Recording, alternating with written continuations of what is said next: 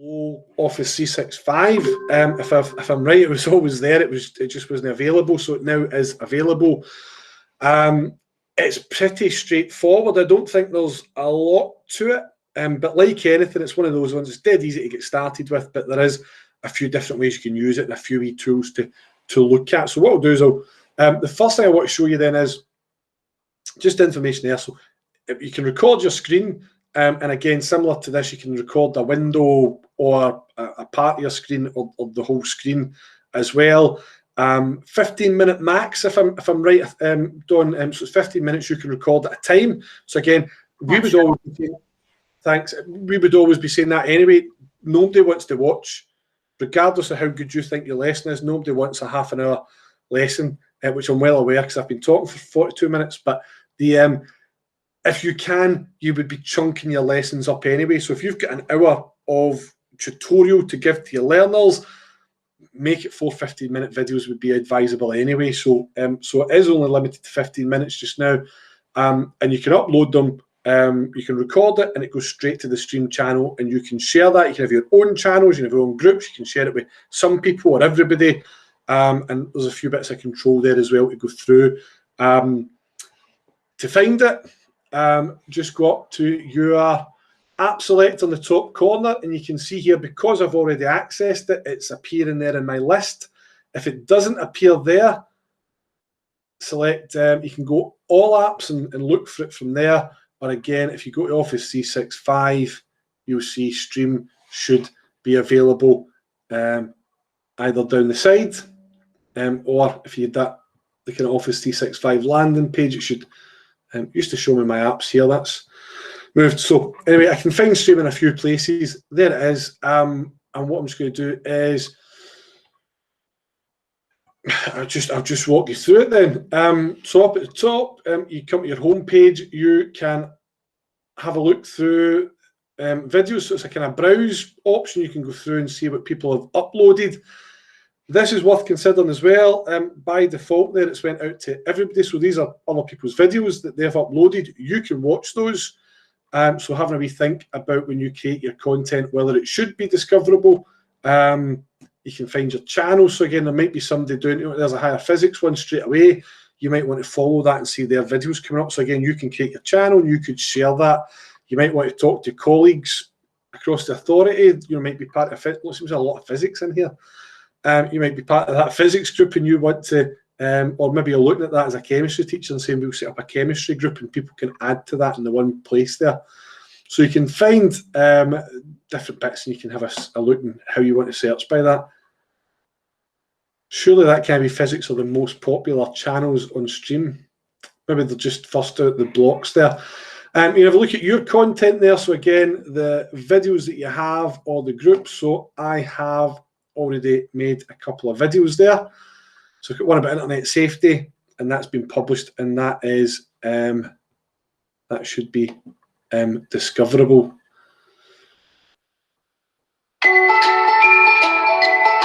Once I've recorded my video, what it's doing here is it's creating an automatic transcript. Again, you probably want to have a good read at that. Certainly for me, the automatic transcript doesn't pick up Glaswegian quite as well. So there's maybe a wee bit of editing to go back and do to make sure that it is as accessible as possible. So if you've got a learner who needs that, then you've got to make sure, obviously, the transcript is accurate for people that are looking at that.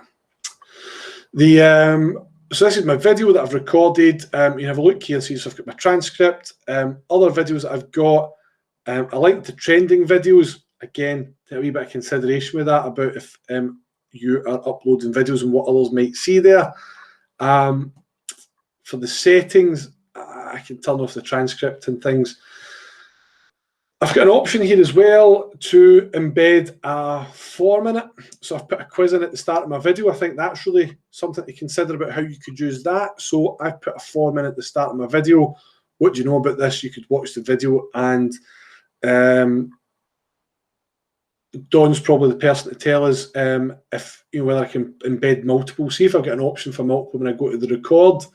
So there's my content there. I can have a look at my groups, my channels, anything else that I am using.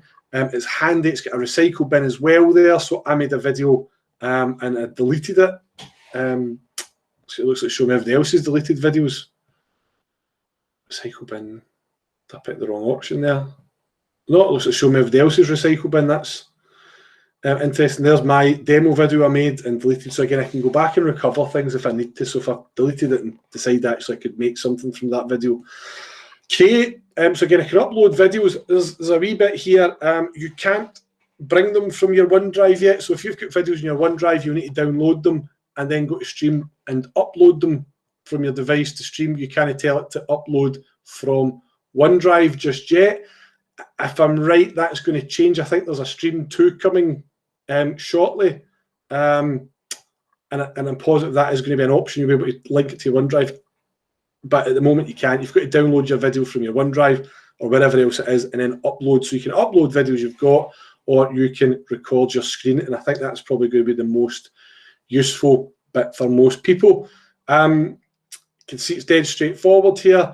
So I can select my camera, select my microphone, select where it's going to record, whether it's just the screen or whether you want to be in the wee overlay at the bottom there.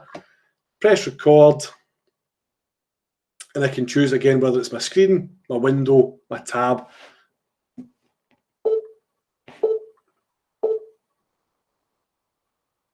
So I don't know if you're seeing this just now or if it stopped Google Meet for screen sharing while I'm recording my screen here. So I've recorded and I can see it. Still seeing that running there. Yeah, I just wasn't sure because I can see there's my second camera trying to turn on. I can pause as well while I record. So if you have to take a second to think or transfer.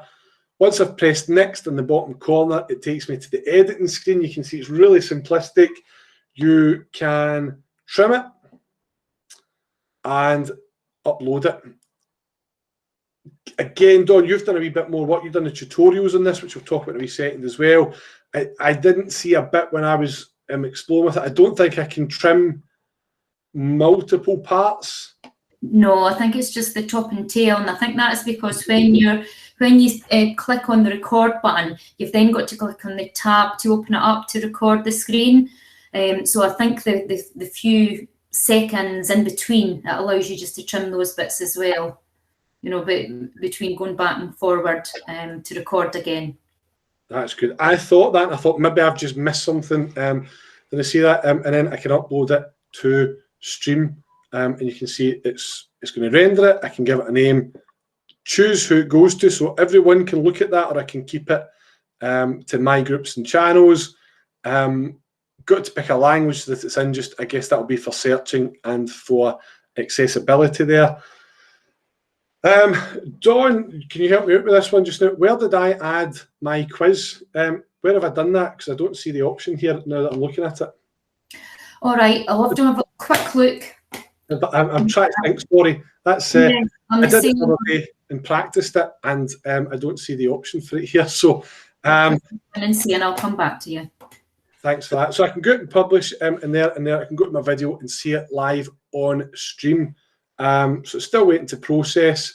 What I will say is anything you do, if you're like me, again, I've had a wee play with this the other day.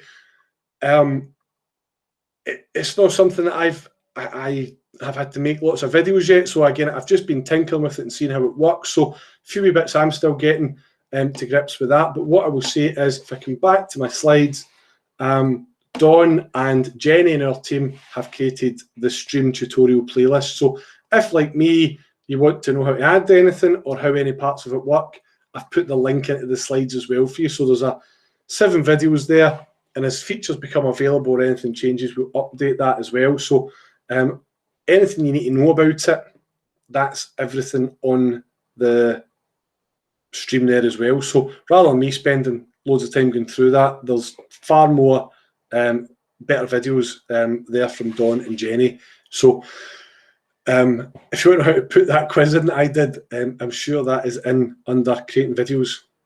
You'll find that in there. So Jenny and Dawn have covered absolutely everything, all the features, and I just thought rather than me talking at you and showing it every single wee part of it, there is the playlist there to go back and have a wee look at the bits that you need to. And if you're like me, you probably just want to go have a bash at it, start creating.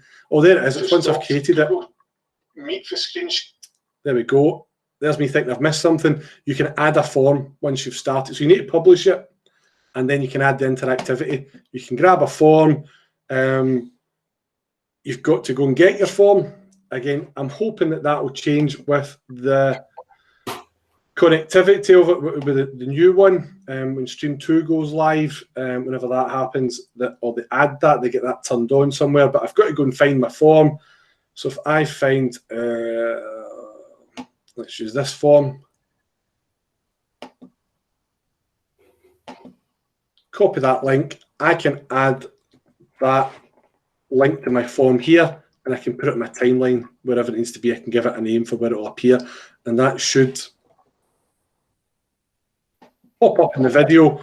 And as my learners watch the video, a wee quiz will pop up. So again, you can really think about Google Meet, how you're doing that learning. So it pops into there. They can do the quiz, and then they can go back and watch the video, or they can finish watching the video, go back and do the quiz. So it's quite handy that it ties in to the same place. So it'll be great to see how people use that. And again, please do share that with us. Let us know how you get on with that. And if you're creating examples of that, if you go ahead and make videos of quizzes and that has a great impact in your learners, that's engaging them, it'd be great to hear how that's worked for you. So yeah, that's still new to me. So a wee bit less confident with that one. But I knew there's a bit for forms, and I can't see the button anywhere, and it comes at the end. So a wee bit of practice for me as well. So it's quite a straightforward tool. I think you'll see there's no lots of options for it. And I'm wondering as well,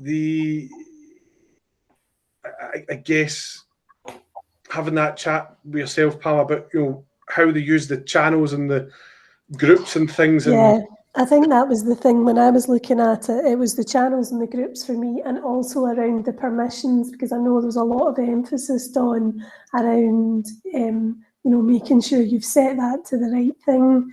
And I thought I need to, just like you said, George, I think the easiest thing to do is to go away and play with it and have a go at it. And then the fact that you can just drop it directly into a team, I thought, brilliant. That's just so simple and so easy in that respect. Just to interrupt, Pam, as well, they were saying about adding that to Glow blogs as well, the potential for embedding. So I don't know how that changes how people might be using that if they're doing it for pushing digital learning as well. So, but I'll get obviously more information on that, but that was something they mentioned at the meeting today, that you could do that. Yeah, I think it's always one of those ones you hope it ties up with other things well. Worth pointing out as well, and I think that's in one of the video tutorials, you can add it to a team. So if you get into Teams, you can add Stream, and you can add your Stream channel. So if you as the teacher, you could copy your Stream channel to your team for the class, or you can link just a video. But I imagine it's probably more useful for you to link your team channel. So again, rather than your learners having to go to Stream to find videos, you would just put your video channel into your team, and you say to learners, that's where the videos are, and it's on that same page. So again, that maybe as well helps, rather than learners going away and looking for videos and finding channels and groups and whatever else is available to them. I don't know if there's anything else that I've missed, Dawn, and you've also done a wee bit more work on it than I did. If there's anything dead obvious that I've missed about Stream there. I think on the, you can use, well, no, I don't think you can use it on the general channel, in the chat function. So when you're just creating a chat, you'll see the little icons on the bottom, when you could create all your text, etc. You'll see the wee stream icon there. So all you have to do is go to your stream and get the code and then pop it in there, and you're basically just sharing it on the chat channel as well. So that's quite good. Yeah, no, that's really good.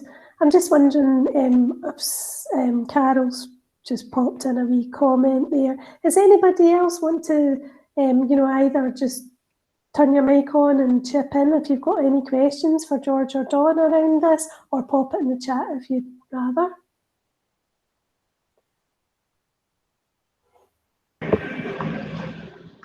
Quiet. It's really good. That transcription function in there, I thought was brilliant. There was a lot of tools ages ago that you'd probably pay to get that functionality, and now you're getting it as part of Glow. And then just the basic tools in there. I'm kind of looking forward to using it. I didn't realise it was so detailed. And you've also got your transcript as well in your Office 365, so that's really good as well. It's excellent. It's really good. And you can bring in videos and it strips the transcript straight from it as well. So if you've got any training videos or anything in class. I think it's looking at the channels as, again, in your groups, your channels are not channels as such. They're just little pots to separate all your, you know, your different things, whether it's primary or high school, whether it's your topics at primary school or your project. So it's just little buckets for your class team to look at to easily organise them. But again, all the trouble we used to have before, their drives at school, nobody can save anything because the drives are always full. And this just links on. I use the video channel. That's, you know, this is taken over from the video channel for years. I've used the video channel just to store videos and the links, and they just play so much easier than you do if you were streaming them. So I just think it's a great resource just to keep things tidy and easily accessible for everybody.